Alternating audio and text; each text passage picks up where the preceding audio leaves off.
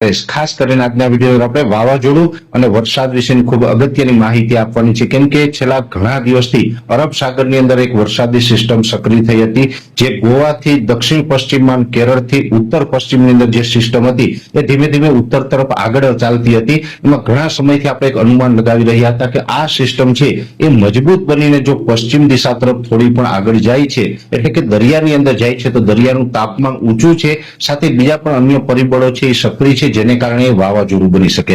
હવે ખાસ કરીને આજની વાત કરવા જઈએ તો આજે ચિત્ર સ્પષ્ટ થયું છે. અલગ અલગ મોડેલોના આધારે જે અમારું જે પ્રિડિક્શન છે આજનું, એ મુજબ જોવા જઈએ તો અત્યારે એ સિસ્ટમ છે એ ઉત્તર તરફ અને ઉત્તર પૂર્વ તરફ આગળ વધી રહી છે. આજે સાંજે 4 વાગ્યા સુધીનું જે લેટેસ્ટ જેનું લોકેશન ટ્રેસ થયું છે એ મુજબ એ સિસ્ટમ છે એ મુંબઈથી થોડીક દક્ષિણ તરફ છે. એટલે હવે લગભગ આવનારા 12 થી 24 કલાકની અંદર મુંબઈ સુધી પહોંચે તેવી શક્યતાઓ છે ને એ સિસ્ટમ છે એ અત્યારે ધીમે ધીમે મજબૂત થઈ રહી છે. જોકે એ સિસ્ટમ સૌપ્રથમ જે સાયક્લોનિક સર્ક્યુલેશન હતી, ત્યારબાદ 21 તારીખે મજબૂત થઈને લો પ્રેશર બની અને આજે એ સિસ્ટમ છે એ વેલમાર્ક લો પ્રેશર બની ચૂકી છે. બની શકે કે આવતીકાલે 24 તારીખે સાંજ સુધીમાં એ સિસ્ટમ વધારે મજબૂત થાય અને વધારે મજબૂત થઈને ડિપ્રેશન બની શકે છે. જોકે એ સિસ્ટમ છે એનું જે આપણે વાત કરી રહ્યા હતા કે મૂવમેન્ટ, એટલે કે જે એનું આગળ ચાલવાની જે દિશા છે એ અત્યારે ઉત્તર પશ્ચિમ તરફ, એટલે કે મહારાષ્ટ્રમાં મુંબઈ ઉપર થઈ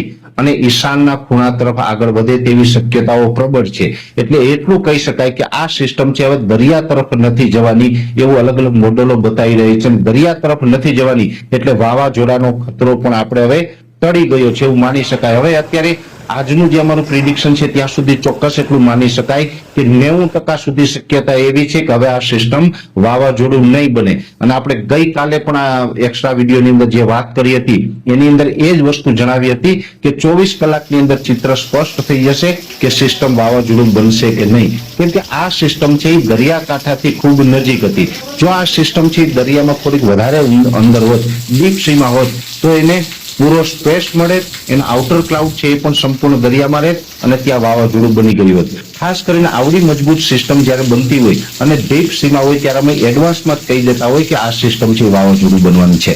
છતાં પણ આ વખતે અમે વાવાઝોડું બનવાનું સ્પષ્ટ એટલા માટે નહોતું જણાવ્યું કેમ કે આ સિસ્ટમ છે દરિયાકાંઠાથી ખૂબ નજીક હતી. ખાસ કરીને દરિયાકાંઠાથી નજીક હોય એટલે આપણે એમાં મતાંતર કહી શકાય અથવા તો અસમંજસતા આપણે કહી શકતા હોય છે. મોડેલોમાં મતાંતર હતા, સાથે આ સિસ્ટમ છે વાવાઝોડું બનશે કે એમાં અસમંજસતા હતી. આવું આપણે ઘણા દિવસથી કહી રહ્યા હતા. આપણે આની ચોખવટ એટલા માટે નહોતા કરી રહ્યા કેમ કે જો આ સિસ્ટમ છે એ દરિયામાં અંદર જાય તો વાવાઝોડું બને અને ઉપરથી જાય તો ડિપ્રેશન બનીને પસાર થાય. એટલે હવે આ ડિપ્રેશન બની અને મુંબઈ ઉપર થઈને આગળ નીકળવાની છે, પણ એને હિસાબે પણ ગુજરાતને ચોક્કસથી વરસાદની અસરો થવાની છે. જેમાં સૌથી વધારે અસર છે એ દક્ષિણ ગુજરાતના તમામ જિલ્લાઓમાં જોવા મળે, એટલે કે સુરત, વલસાડ, વાપી, બારડોલી, બિલીમોરા, ડાંગ જેવા તમામ વિસ્તારો છે એ તમામ વિસ્તારોને વરસાદની અસર વધારે જોવા મળશે. સૌરાષ્ટ્રની અંદર પણ જો કે આ વરસાદની અસર જોવા મળી શકે છે, પણ સૌરાષ્ટ્રની અંદર સાર્વત્રિક નહીં પણ ઘણા બધા વિસ્તારોને કવર કરી લેશે. અને આ વરસાદો છે એ આજે જોવા જઈએ તો 23 તારીખ છે, એટલે એક અઠવાડિયા સુધી 5 થી 7 દિવસ સુધી અલગ અલગ વિસ્તારોમાં વરસાદ પડશે. સૌરાષ્ટ્રમાં પણ અનેક જગ્યાએ 1 થી લઈને 2 ઇંચ અને અમુક વિસ્તારની અંદર 2 ઇંચ કરતા પણ વધારે વરસાદ પડી શકે. એટલે સૌરાષ્ટ્રમાં પણ આ અઠવાડિયાની અંદર, મે મહિનાના છેલ્લા અઠવાડિયાની અંદર અનેક વિસ્તારોની અંદર કદાચ વાવણી લાયક વરસાદો પણ જોવા મળશે. એટલે સૌરાષ્ટ્ર અને દક્ષિણ ગુજરાતમાં વરસાદો થશે. એ સાથે મધ્ય ગુજરાતના જે ભાગો છે જેની અંદર આણંદ, નડિયાદ, ખેડા, વડોદરા અને અમદાવાદ સુધીના વિસ્તારો છે એમાં પણ હળવા સામાન્ય મધ્યમ વરસાદો પડે તેવું એક અનુમાન છે. એ સિવાયના બીજા વિસ્તારો છે એટલે કે પશ્ચિમ સૌરાષ્ટ્રના ભાગો હોય, દ્વારકા, પોરબંદર, જામનગર જેવા વિસ્તારો હોય, એમાં ખાલી સામાન્ય છૂટાછવાયા ઝાપટાઓ નોંધાય. કચ્છમાં પણ એ રીતે ઝાપટાઓ નોંધાઈ શકે છે. અને ઉત્તર ગુજરાતના જે તમામ વિસ્તારો છે, મહેસાણા હોય, પાટણ હોય, સાબરકાંઠા, બનાસકાંઠા હોય, વાવ-થરાદના વિસ્તારો છે, અરવલ્લીના વિસ્તારો છે, એ તમામ વિસ્તારોની અંદર પણ હળવાથી મધ્યમ ઝાપટા નોંધાઈ શકે છે. એટલે ઓલ ઓવર જોવા જઈએ તો હવે વાવાઝોડાનો ખતરો ટળ્યો છે, પણ હજુ પણ વરસાદો પડવાના છે અને એ વરસાદોની અંદર ગાજવીજનું પ્રમાણ પણ જોવા મળી શકે છે. અને સાથે વરસાદ વખતે થંડરસ્ટોર્મ એક્ટિવિટી થાય એટલે ગાજવીજની સાથે પવનની ઝડપ પણ જોવા મળી શકે છે. એટલે વાવાઝોડું નહીં આવે પણ પવન સાથે હવે વરસાદની શક્યતાઓ રહેલી છે અને વાવાઝોડાની 90% શક્યતાઓ હવે ઘટી ગઈ છે, એટલે 90% સુધી એવું કહી શકાય કે હવે આ સિસ્ટમ છે એ વાવાઝોડું નહીં બને.